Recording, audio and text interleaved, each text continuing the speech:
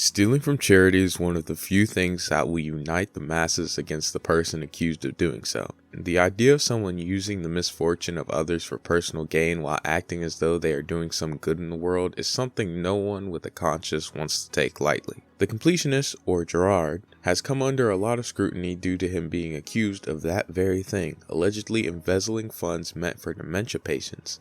Today, I want to take a look at what has unfolded over the last few weeks and give my view on all that happened. There are many different ways a public figure can lose favor in the eyes of the public. For Nixon, there was Watergate. For your favorite Minecraft YouTuber, it might be a twit longer riddled with allegations. For Gerard, it was the combined efforts of Carl Jobst and Muda from Some Ordinary Gamers who brought him down. Carl's video came first, released on November 13th, 2023. It detailed how the Open Hand Foundation, a non-profit created by Gerard and his family in 2014, was simply collecting the money being donated and keeping it. Every year since 2014, it's been the same. Money is received, some expenses are deducted, and the cash is just left in their account. Mind you, these records are public, and Gerard seemingly thought that no one would ever check behind him, so he could just play in everyone's face and get away with it. Carl attempted multiple times to reach out to Open Hand to understand what the issue was, only to be met with shifty answers, which is always a sign of a well-run and honest charity. A standout response was Open Hand asking Carl if he had any suggestions for charities they should donate to, as if they were a new group attempting to get off the ground without a clear path forward, and not a group that had been around for almost 10 years at this point.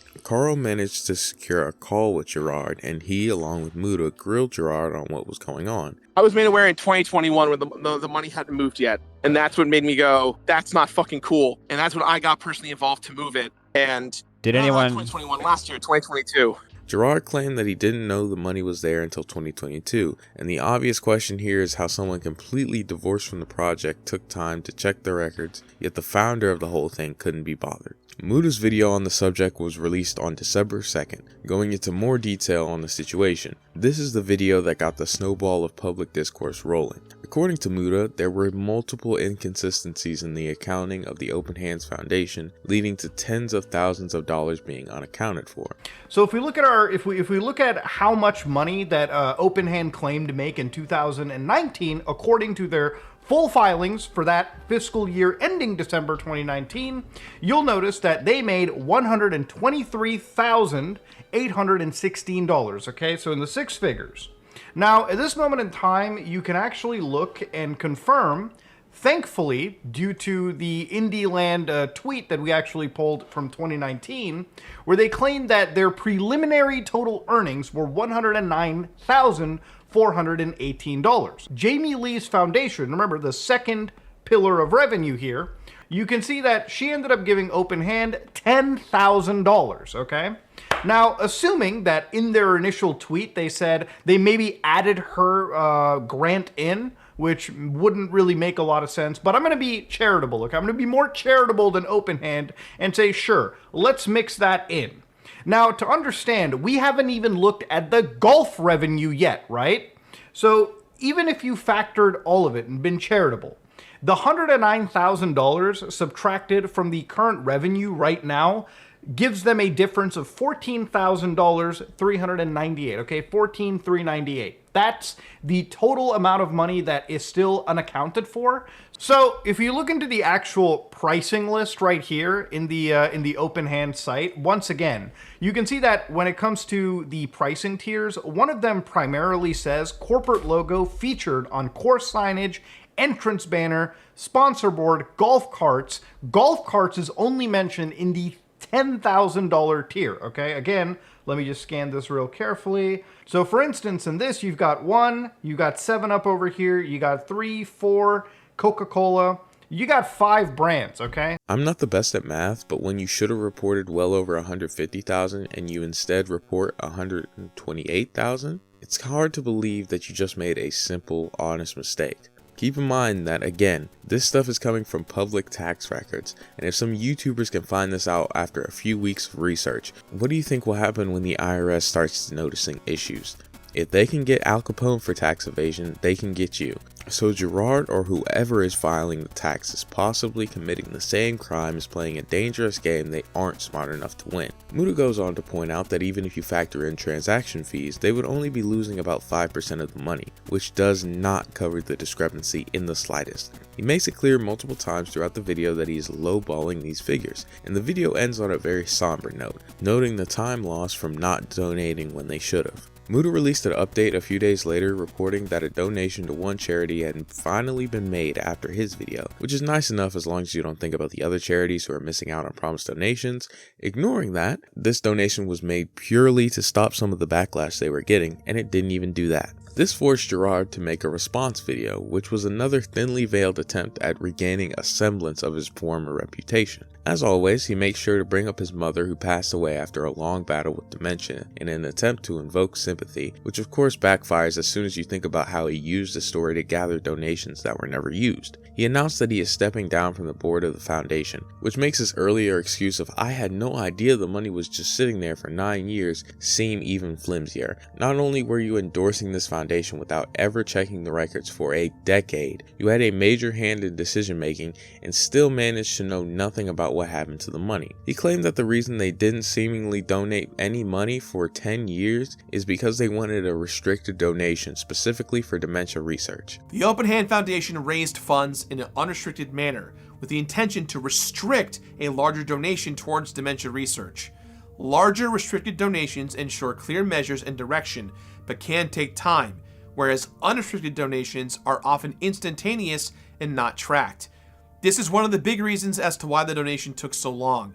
I'm sure that changing the nature of a donation might add a little extra paperwork, but there is no way that there was 10 years worth of papers. He also cites high admin costs that might take away from the donation, but even if you had to pay 10, 20, even 30% of these donations, at least some money would have gone to the research it was supposed to, opposed to the 0% that actually got donated before they were called out. This is all of course ignoring the fact that within 5 days of Muda calling him out, the money was donated, proving this all could have been done way earlier, as he himself admits. Larger restricted donations ensure clear measures and direction, but can take time, whereas unrestricted donations are often instantaneous and not tracked.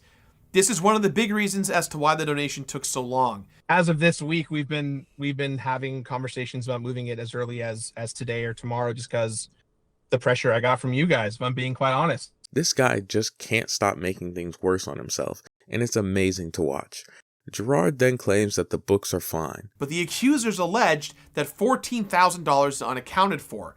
Our books do reconcile, and these accusations are the result of bad math and missing information. The 2019 Indieland's net proceeds were $82,409.19. I guess that when he claimed to have made $109,000 from Indieland, we're supposed to think that he was just lying, or somehow this stream setup costs upwards of $25,000. These inconsistencies that show up are just so odd, given how this is a clearly planned and scripted video. He finishes the video by going off into a tirade about how he won't be painted as an embezzler and he'll fight these allegations, only to snap to him talking much more calmly about his mother and how he'll see us soon. It's an oddly jarring cut that makes him seem even more disingenuous than anything else, and he tries to soften the blow by fading out of the angry speech before switching to lovable YouTuber mode, but it just doesn't work at all. This really isn't a good video, but it would improve a little without the uncomfortable outro. Muda then released a response pointing out that even if Gerard didn't embezzle funds, he still misled people. He gives multiple examples of sketchy statements Gerard put out over the years. And so he was like, I wish we had a charity that we could donate to. And I was like, oh, I run my own charity called the Open Hand Foundation, and all the money that we aggregate, I started it when I was a young boy with my dad in honor of my mom who had dementia.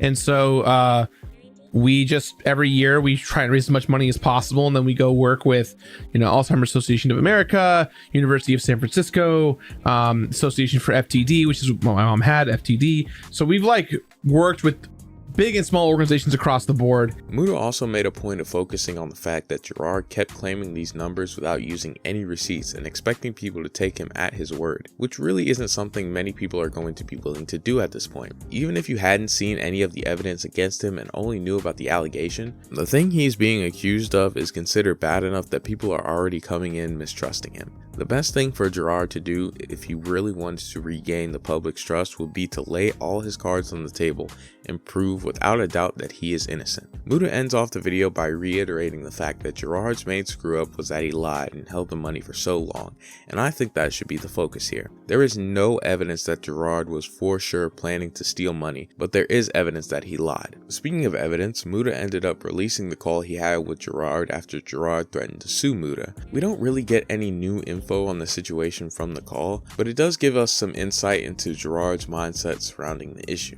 He tries to use a sob story early to soften Carl and Muda up, which doesn't work in the slightest. Gerard seems to know that this scandal would tank his career and spends most of the call trying to convince Carl and Muda not to drop their videos on the subject.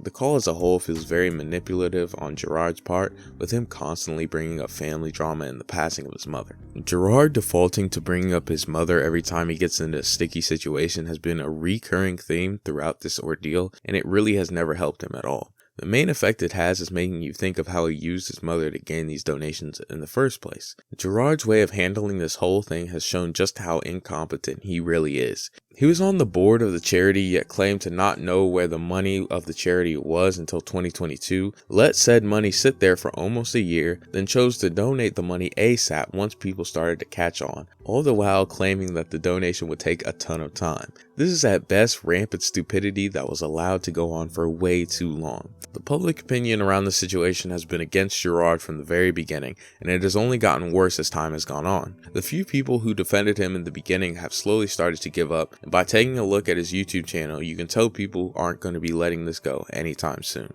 A lot of times in videos like these, people will give their opinion on a way forward for whoever they're talking about, but I don't see one for Gerard after all of this.